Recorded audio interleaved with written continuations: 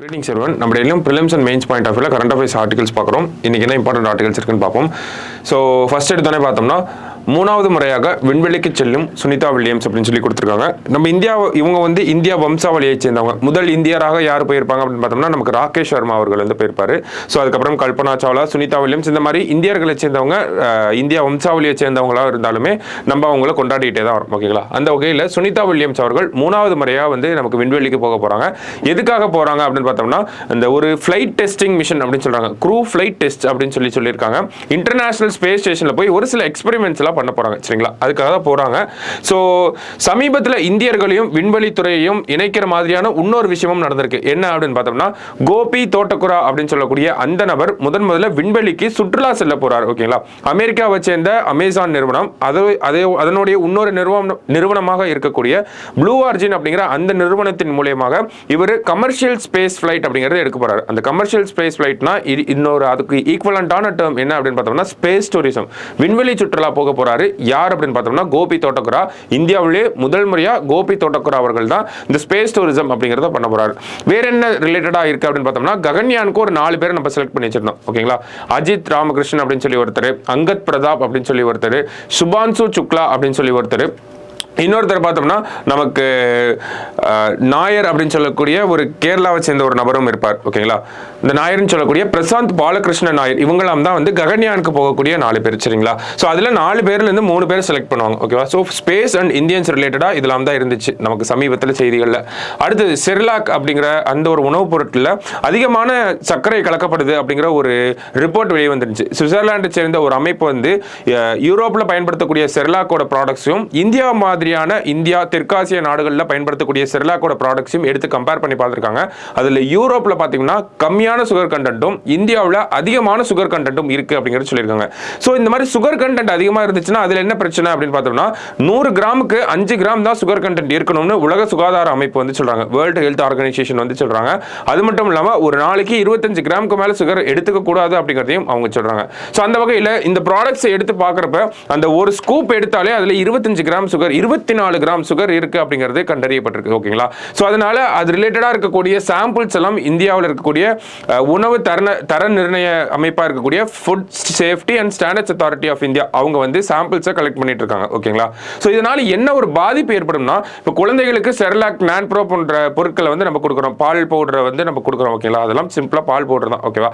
So அந்த பால் பவுடரை கொடுக்கறனால அதிகமான சுகர் கண்டென்ட் இருக்கக்கூடிய பால் பவுடரை நம்ம கொடுக்குறோம். இதனால என்ன ஆகுது அப்படின்னு பார்த்தோம்னா பிற்காலத்தில் அந்த குழந்தைகளை அவங்களோட எதிர்காலத்தில் என்ன ஆகும் அப்படின்னு பார்த்தோம்னா சர்க்கரை நோய் போன்ற சர்க்கரை நோய், இந்த டயபெட்டிஸ் அண்ட் ஹைப்பர் டென்ஷன் இந்த மாதிரியான ஒரு விஷயங்கள்லாம் அவங்களுக்கு ஏற்படுறதுக்கு வாய்ப்புகள் இருக்கு.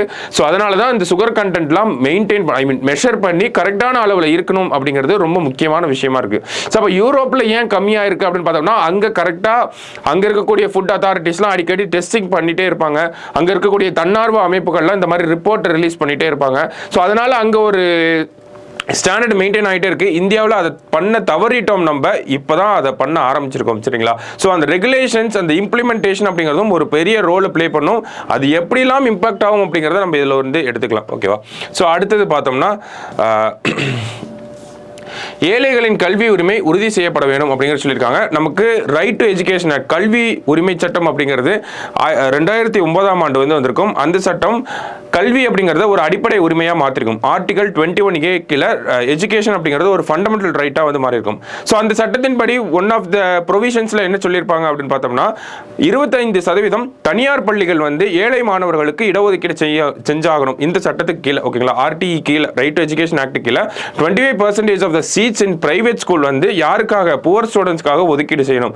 ஆனால் சமீபத்தில் பார்த்தோம்னா அந்த ஒதுக்கீடு செய்யறதுல நிறைய பிரச்சனைகள் வருது. சில ஸ்கூல்ல என்ன பண்றாங்கன்னா பேரண்ட்ஸ் போய் என்கொயர் பண்றப்ப இங்கே அந்த மாதிரி சீட்டெல்லாம் நாங்கள் ஒதுக்கிறது கிடையாது, இல்லை இங்கே ஒதுக்கப்பட்ட சீட்டெல்லாம் முடிஞ்சிருச்சு அப்படின்னு சொல்லி தப்பான இன்ஃபர்மேஷனை கொடுத்துட்டு இருக்காங்க.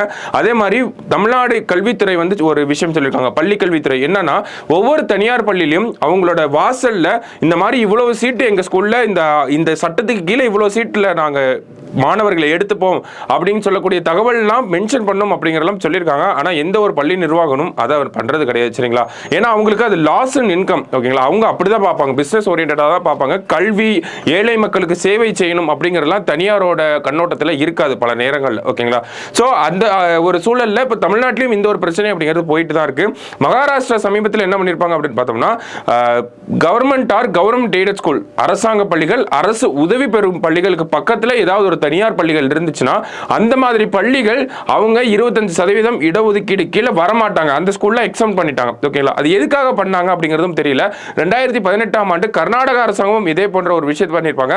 அப்ப இதெல்லாம் சேர்த்து ஒரு வழக்காக போடப்பட்டிருக்கு. அந்த வழக்கோட தீர்ப்பையும் நம்ம வெயிட் பண்ணிட்டு தான் இருக்கோம் ஓகேங்களா. ஸோ ஏழை மாணவர்களுக்கு கல்வி அப்படிங்கிறது ரொம்ப முக்கியமா இருக்கு. கல்வி அப்படிங்கிறதே நமக்கு ரொம்ப முக்கியமாக தான் இருக்கு. இதுல ஏழை மாணவர்கள் கல்வி அப்படிங்கிறது ஒரு இன்றியமையாத விஷயம், அடிப்படையான விஷயமும் கூட ஓகேங்களா. அதுல அரசியல் பண்றதோ இல்ல அதுல நம்ம ஒரு பிசினஸ் பண்றதோ தவறான விஷயம். ஸோ இந்த ஒரு போக்கை அரசாங்கம் கண்டிப்பா இதை ஸ்டாப் பண்ணி ஆகணும் அப்படிங்கிற ஒரு பாயிண்ட் ஆஃப் வியூல தான் இந்த ஆர்டிகல் இருக்கும் சரிங்களா. ஸோ அடுத்தது பார்த்தோம்னா திரவ நைட்ரஜன் பயன்படுத்த தமிழகத்தில் தடை அப்படின்னு கொடுத்துருக்காங்க. சமீபத்தில் பார்த்தோம்னா இந்த லிக்விட் நைட்ரஜன் இருக்கக்கூடிய பிஸ்கட்டை ஒரு பையன் சாப்பிட்டு இறந்து போயிட்டாங்க, சின்ன பையன் ஓகேங்களா. ஸோ சாப்பிட்டோம்னா நமக்கு வாயிலிருந்து புகையெல்லாம் வரும், அந்த மாதிரியான ஒரு பிஸ்கெட் தான் அது ஓகேங்களா. So biscuit ice cream and then wafer பிஸ்கெட்ல நம்ம சாப்பிட்றோம், அதில் திரவ நைட்ரஜன் லிக்விட் நைட்ரஜன் அப்படிங்கிறத பயன்படுத்துறதுக்கு தமிழக அரசாங்கம் தடை விதிச்சிருக்காங்க. ஏன் அப்படின்னு பார்த்தோம்னா அந்த திரவ நைட்ரஜன் அப்படிங்கிறது உணவுப் பொருட்களை ஃப்ரீஸ் பண்ணி வைக்கிறதுக்கு யூஸ் பண்ணக்கூடிய ஒரு விஷயம். அண்ட் தென் பேக்கேஜிங்லையும் அதை யூஸ் பண்றாங்க ஓகேங்களா. இப்படி இருக்கக்கூடிய ஒரு விஷயத்தை உணவோட சேர்த்து நம்ம உடம்புக்குள்ள அதை அனுப்புறது அப்படிங்கிறது ரொம்ப தவறான விஷயம்.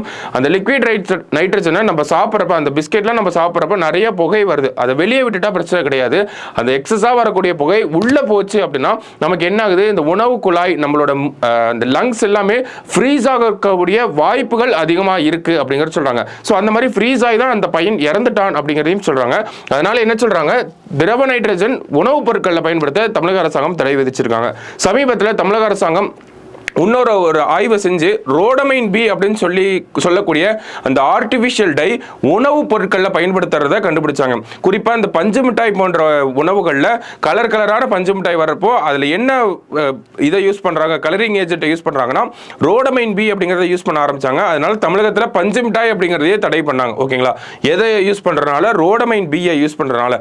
நம்ம தடை பண்ணதை பார்த்துட்டு கர்நாடக அரசாங்கம் அந்த மாதிரி ஒரு ஆய்வு எடுத்திருப்பாங்க. அவங்க என்ன கண்டுபிடிச்சிருப்பாங்கன்னா பஞ்சு மிட்டாய் மட்டும் இல்லாம கோபி மஞ்சூரியன் போன்ற உணவுகளையும் இந்த ரோடமைன் பி அப்படிங்கிறது கலரிங் ஏஜென்ட் ஆட் பண்ணிட்டு தான் இருக்காங்க. ஸோ அந்த மாதிரியான உணவுகளையும் கர்நாடக அரசாங்கமும் தடை பண்ணியிருப்பாங்க ஓகேவா. ஸோ அதெல்லாம் ரிலேட் ஆகி வரக்கூடிய நியூஸ் தான், அதனால தான் சேர்த்து பார்க்குறோம் சரிங்களா. ஸோ மத்திய அரசின் புதிய பாரத எழுத்தறிவு திட்டம், இந்த திட்டம் என்ன அப்படின்னு பார்த்தோம்னா நவபாரத் எஜுகேஷன் அந்த மாதிரி ஒரு சொல்லக்கூடிய நவபாரத் லிட்ரஸி ப்ரோக்ராம் அப்படின்னு சொல்லுவாங்க ஓகேவா.